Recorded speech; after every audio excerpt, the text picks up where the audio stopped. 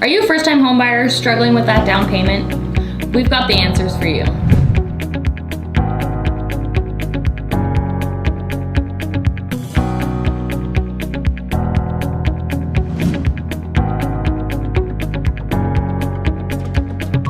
On this episode of Real Talk with Anna, I'm sitting with Jonathan Griffiths, a real estate lawyer, and he's going to answer some of the most important questions to home buying.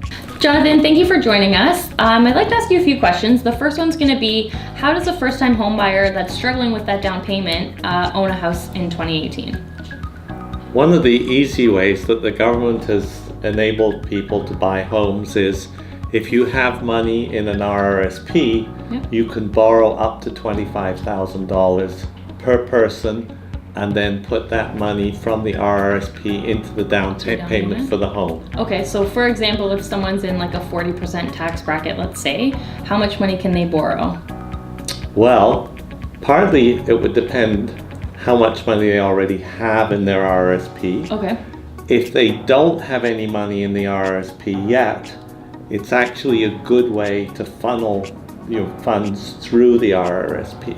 Okay. So, for instance, if you were in a 40% tax bracket and you took $25,000 and you bought an RRSP, the government would then give you back $10,000 on your tax return, which you could then use towards your down payment. Okay. And so is there any limit on that? How long does the money have to be in your bank account? So the money has to be in the RRSP for 90 days. 90 days. So you have to plan ahead. Right.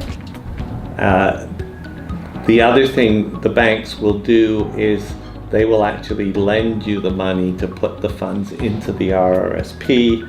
Okay. And you can then repay that over time? You can repay it over the time, and you can use your tax refund also towards purchasing the home. Okay, so if let's say a first-time homebuyer has parents that can help them with a down payment, but they don't want to lose out on that first-time homebuyer tax credit, how can we go around that, or how can they still get that rebate?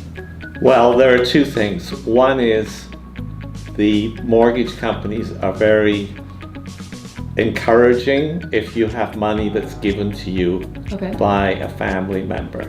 So they will count that towards the down payment. Okay.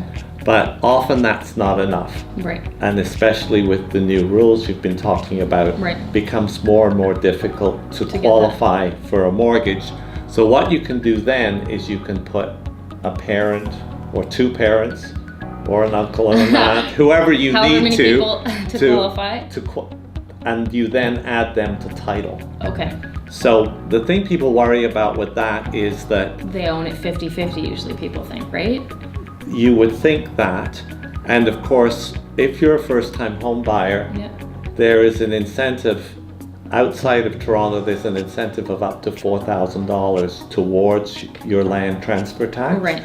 And in Toronto, actually, it's as high as $8,000. Okay. So you don't want to lose that. That money, yeah. So what you do is, rather than putting your parents on as equal owners, you then put them on for 1%. Okay, so 99% ownership for the first-time home buyer. So then when you actually pay the land transfer tax, you get $3,960 and putting the parents on cost you $40. So it's not so bad. You're not losing out on that benefit. No. So it's kind of a win-win situation. Definitely.